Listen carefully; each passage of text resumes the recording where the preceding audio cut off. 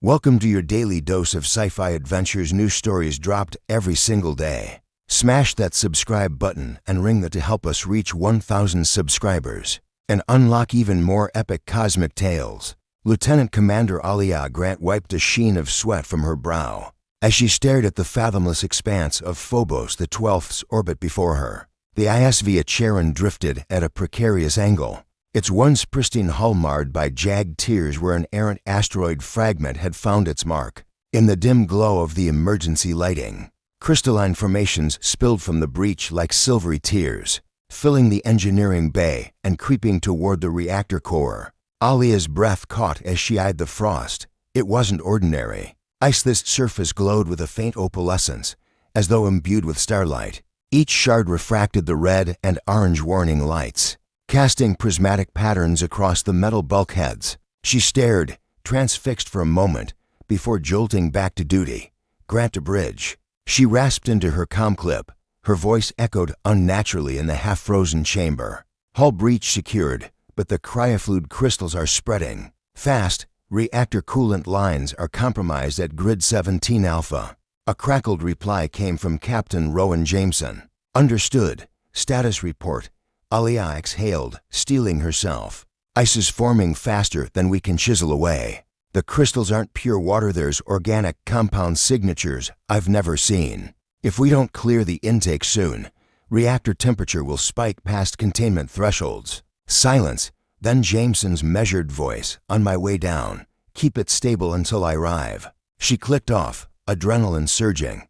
The hull groaned under the ice's relentless advance, and the floor vibrated with the hum of dying reactors. Sparks flickered along exposed conduits. The Charon's heartbeat, the low thrum of its core, was slowing. Minutes later, Jameson arrived, flanked by two combat engineers.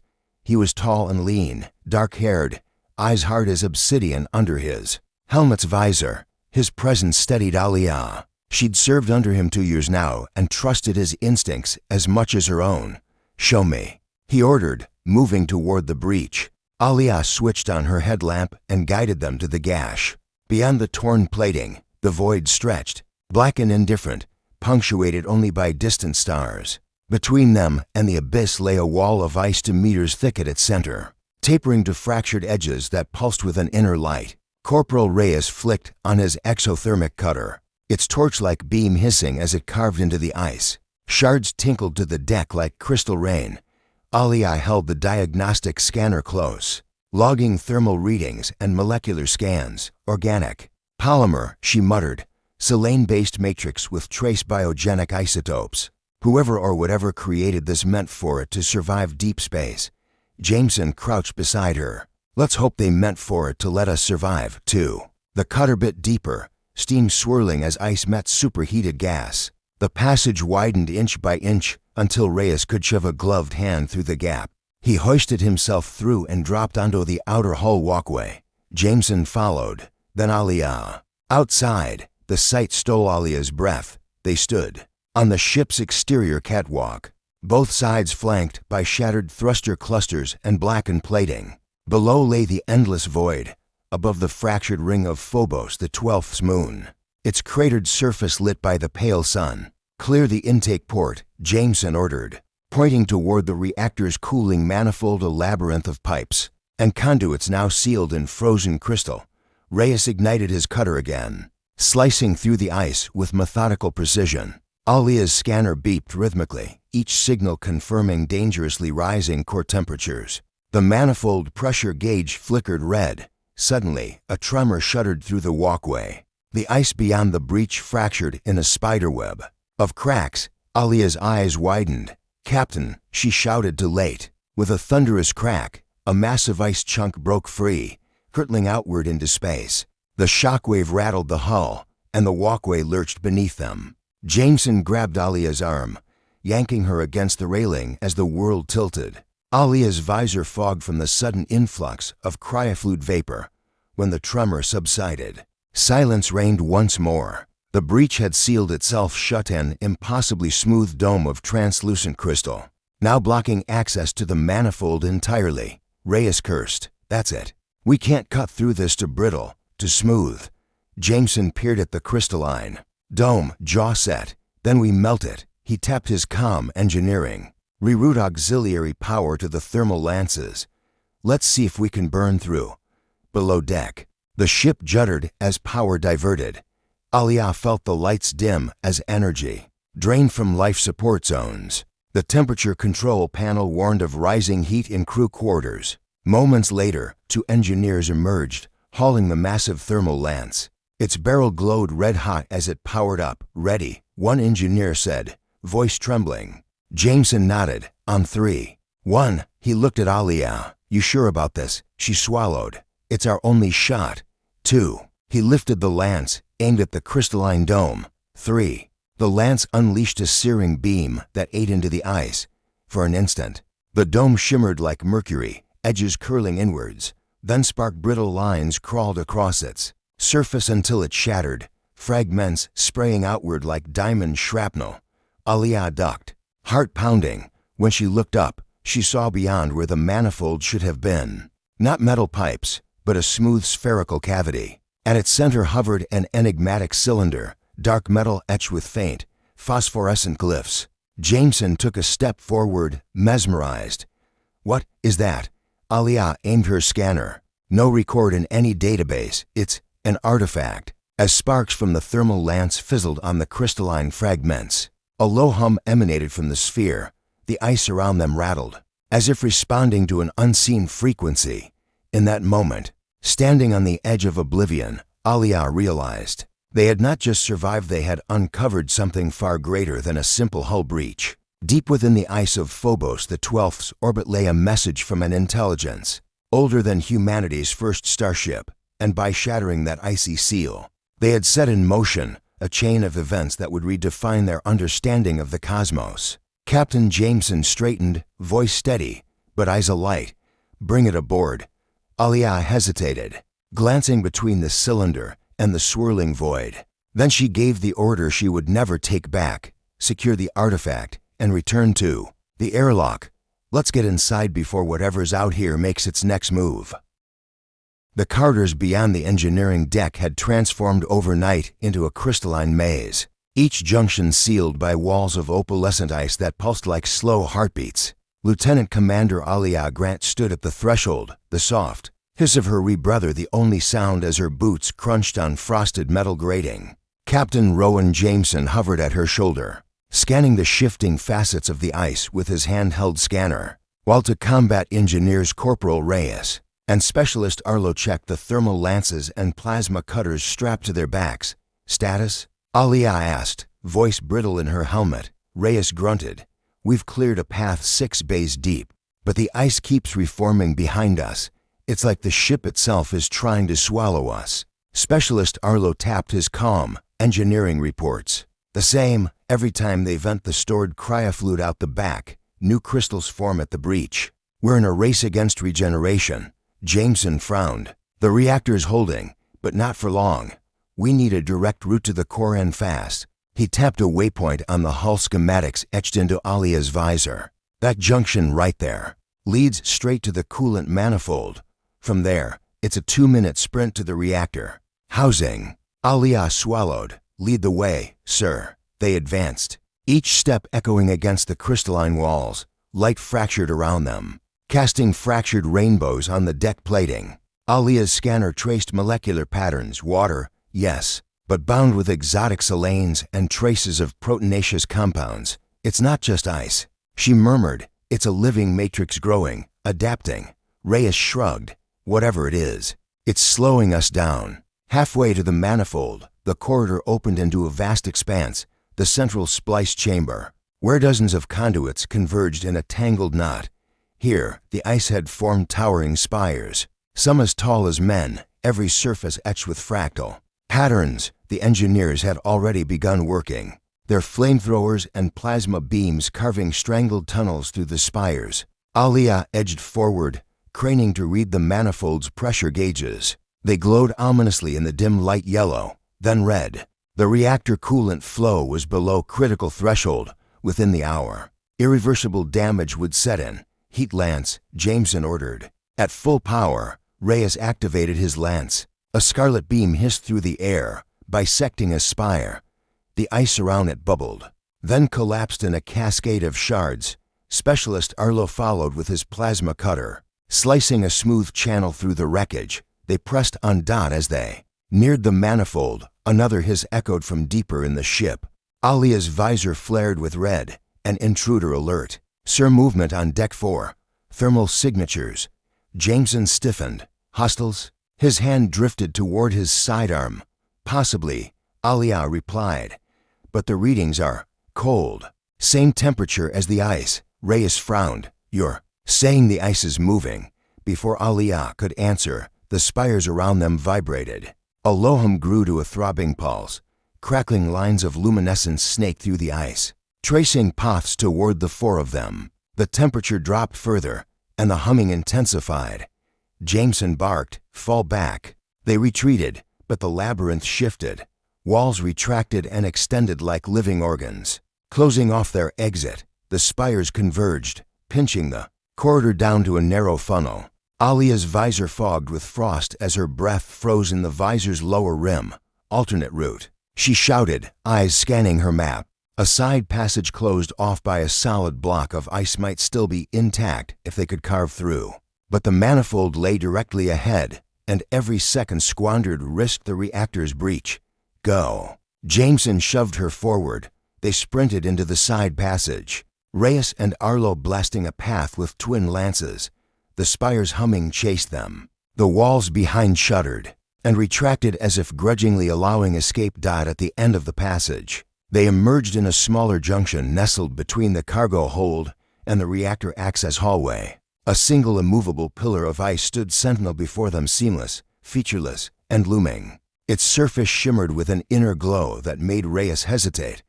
Don't stop, Jameson urged. Through it, we clear the manifold. The engineers leveled their lances and cut into the pillar.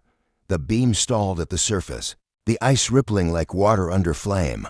Sparks sputtered, then the beam cut deep. The pillar bowed inward, fracturing into a spiderweb of cracks before collapsing in a shower of glittering shards. Beyond lay a narrow hatchway leading directly to the manifold room. The blast doors stood half-sealed, icicles dangling from their rims. Through the gap, the manifold's valves and gauges were visible. Loops of coolant pipes glazed in frosting. Alia grabbed the door controls. Hold for manual override. She tore off her glove and slid her bare hand into the ice-encrusted slot. Fingertips numb with cold. Sparks flew as she forced the mechanism and the door lurched open with a grinding screech. They tumbled into the manifold room.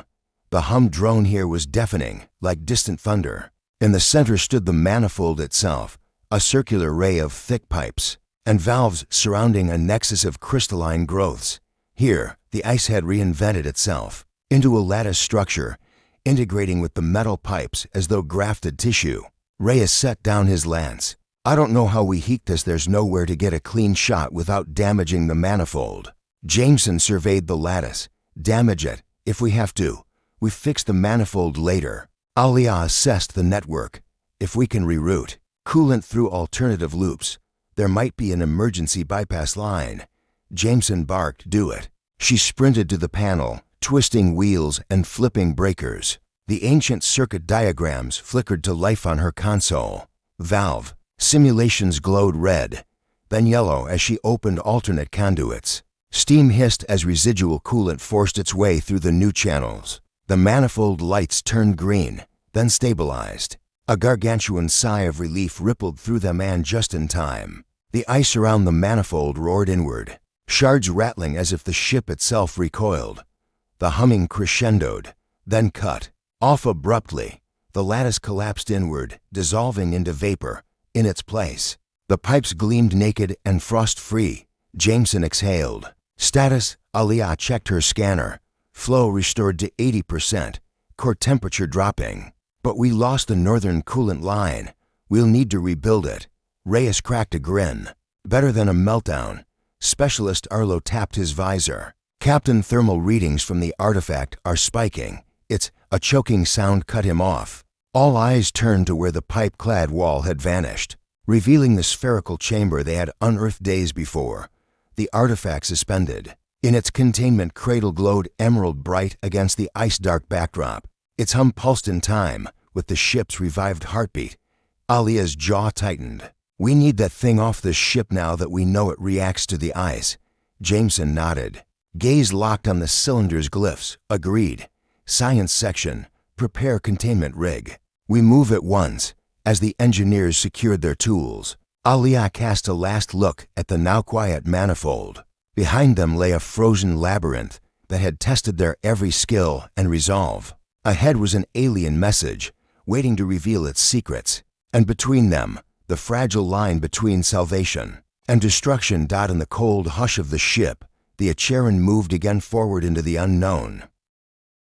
The cargo bay lights flickered overhead as Dr. Mei Chen unpacked the containment rig.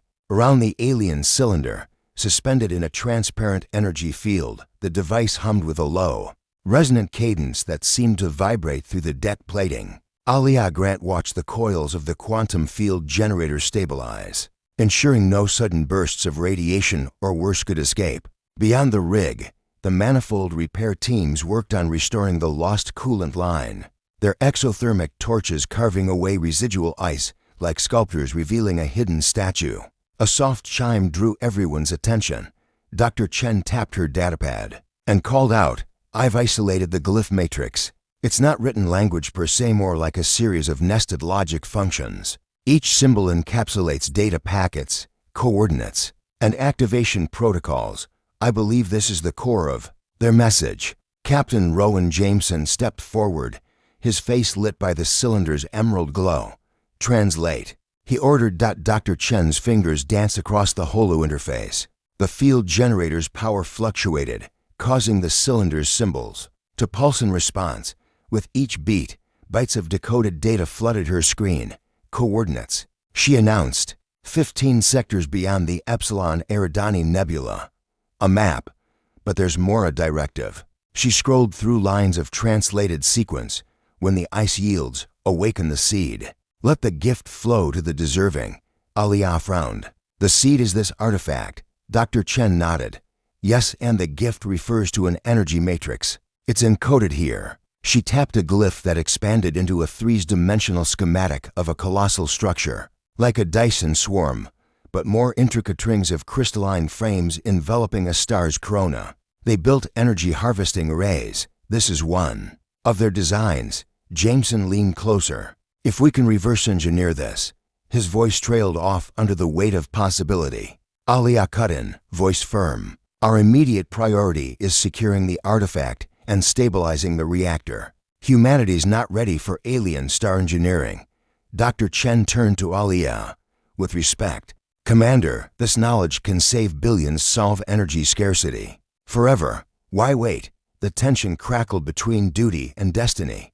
Jameson remained silent, absorbing both arguments. Finally, he spoke. "We do both. Science section. Assemble a decryption team. Engineering. Complete the coolant repair on an emergency basis. And maintain strict quarantine around the artifact." Alia exhaled, tension easing.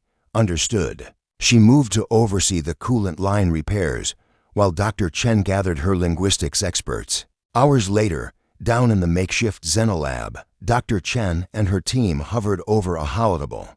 Glyphs floated in midair, each connected by luminescent filaments to a central node representing the artifact's memory core. Outside the lab's reinforced bulkhead, the reactor's hum was a steady counterpoint, signifying the manifold's tenuous stability. "Look here," Dr. Chen said, highlighting a cluster of symbols. "These correspond to energy modulation protocols. If I'm right, they unlocked an entire power grid with a single seed device." Her colleague, Dr. Arjun Patel, frowned.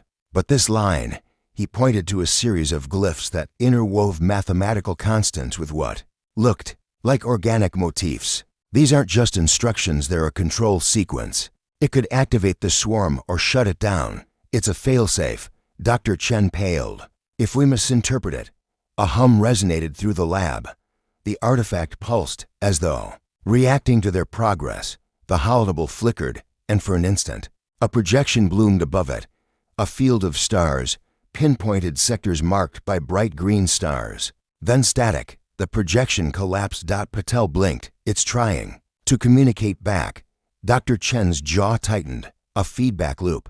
Every time we decode a packet, it responds perhaps with new data. Alia's voice crackled over the comm. Science. We're seeing structural stress on the coolant conduits. You got 10 minutes before a pressure surge. Dr. Chen cursed. Under her breath, she keyed a final command. Archive what we have. Then shut it down until engineering secures the manifold completely. Back on the reactor deck, the repair teams labored beneath the cold glare of overhead fluorescence. The damaged coolant line had been replaced with a makeshift alloy splice jury-rigged, but functional.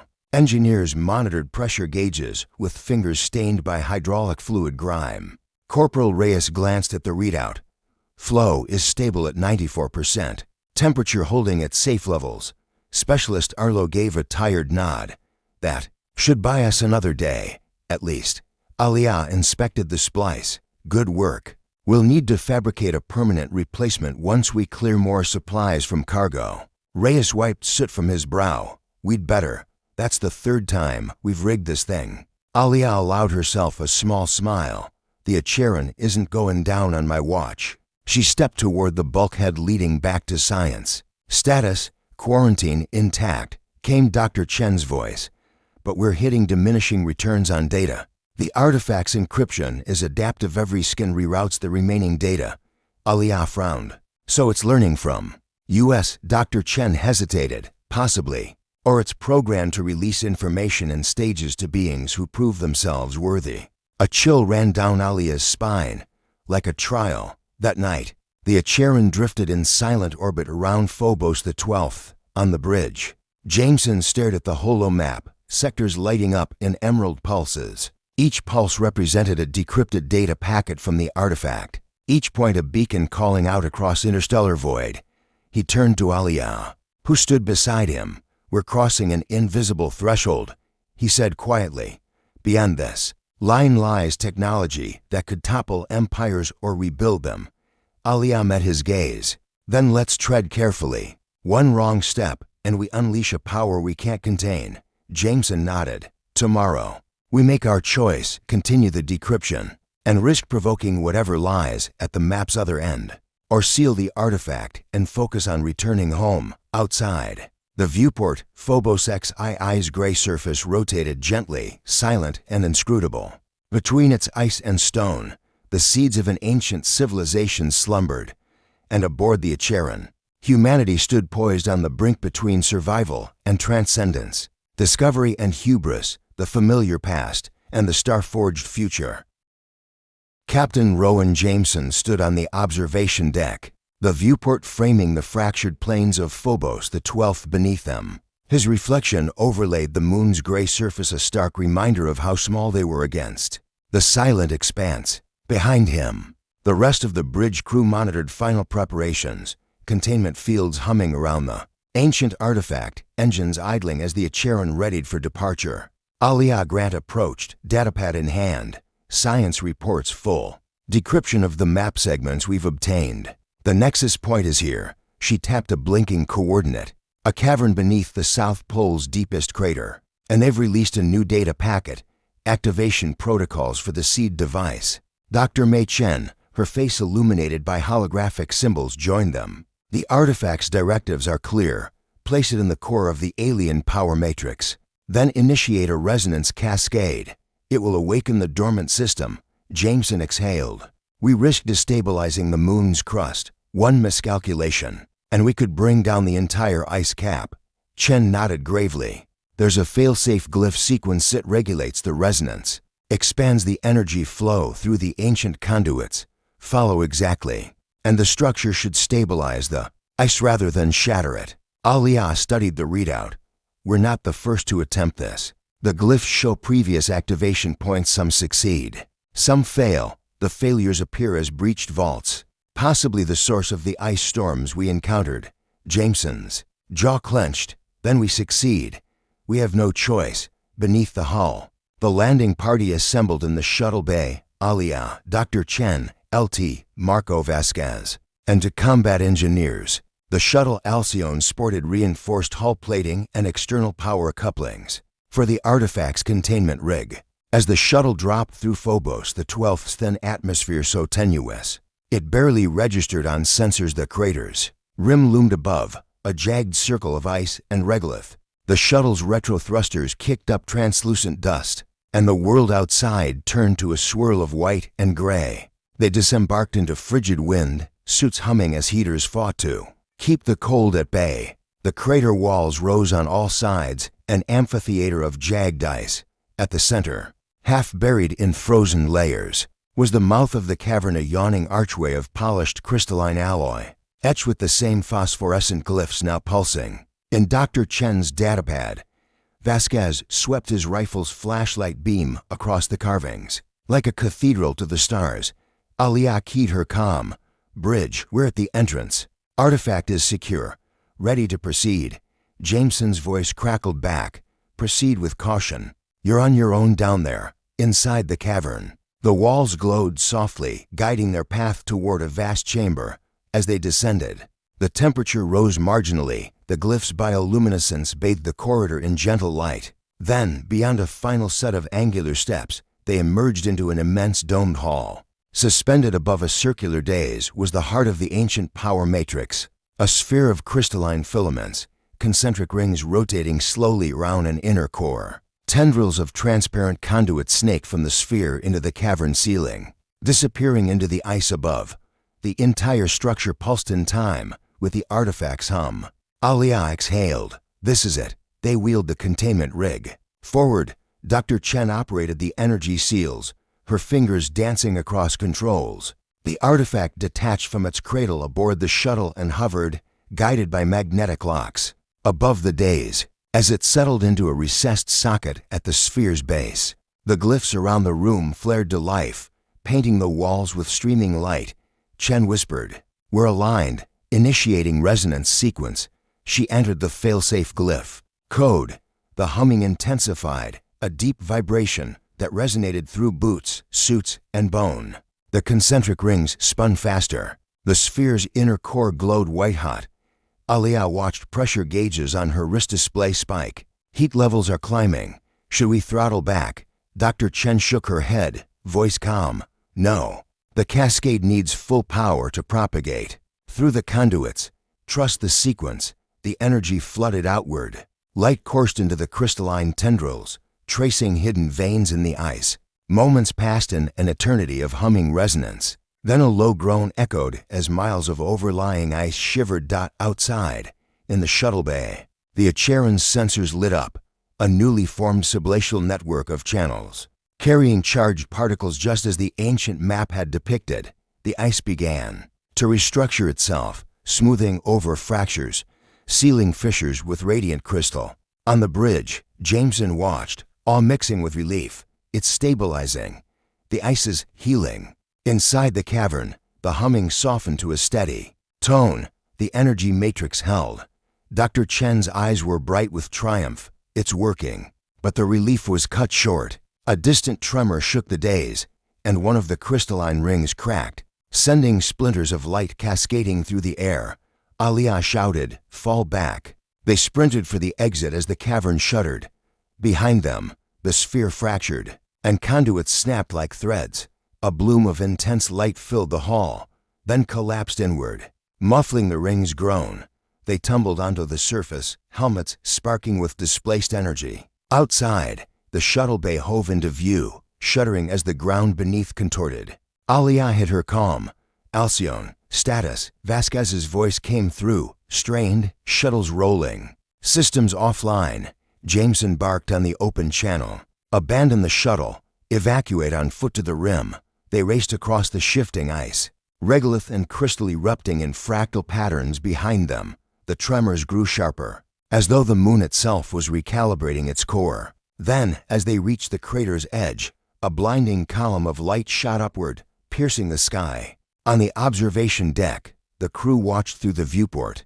The column expanded into a shimmering halo that glowed against the blackness. The entire crater became an iridescent beacon, a celebration of energy reborn.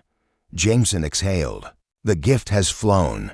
2 days later, as the Acheron lifted from Phobos the 12th, the crater's surface now gleamed with crystalline veins.